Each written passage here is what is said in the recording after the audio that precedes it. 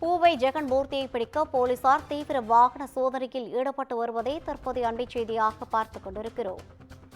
ஊத்துக்கோட்டை கும்மிடிப்பூண்டி சாலைகளில் விடிய விடிய போலீசார் வாகன சோதனையில் ஈடுபட்டு வருவதாக தகவல் கிடைத்திருக்கிறது. இதுகுறித்தான கூடுதல் விவரங்களை வழங்குவதற்காக நமது செய்தியாளர் ஜெகன்மூர்த்தி இணைப்பில் இருக்கிறார். வணக்கம் ஜெகன்மூர்த்தி, கூடுதல் விவரங்களை வழங்கலாம். வணக்கம் ரவினா.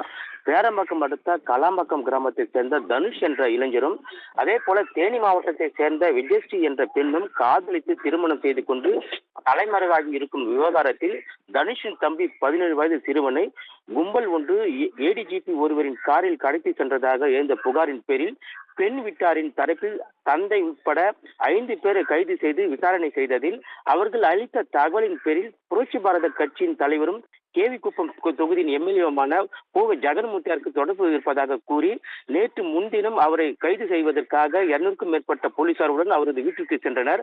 அப்போது புரட்சி பாரத கட்சியினர் வீட்டின் கேட்டை பூட்டிக் கொண்டு போலீசாருடன் வாக்குவாதத்தில் ஈடுபட்டனர். பின்னர் 6 மணி நேரம் போராட்டத்திற்கு பிறகு வீட்டை மட்டுமே சோதனை செய்துவிட்டு அவர்கள் தலைமறைவாகிவிட்டதாக போலீசார் தரப்பில் தெரிவித்து வந்த நிலையில் தற்போது அவர் ஆந்திரா அல்லது கர்நாடகா மாநிலத்துக்கு தப்பிச் செல்ல வாய்ப்பு உள்ளதாக திருவள்ளூர் மாவட்ட காவல்துறை கண்காணிப்பாளர் சீனிவாச பெருமாள் உத்தரவின் பேரில் 4 டிஎஸ்பிகள் தலைமையில் 14 ஆய்வாளர்கள் கொண்ட 6 தனிப்படைகள் அமைத்து ஊத்துக்கோட்டை, கும்மிடிப்பூண்டி, திருத்தணி, பூந்தமல்லியில் இருந்து பெங்களூர் செல்லக்கூடிய ஹைவே சாலையில் உள்ளிட்ட பல்வேறு இடங்களில் நேற்று இரவு முதல் விடிய விடிய போலீசார் தீவிர வாகன சோதனையில் ஈடுபட்டு வருகிறார்கள். ரவினா,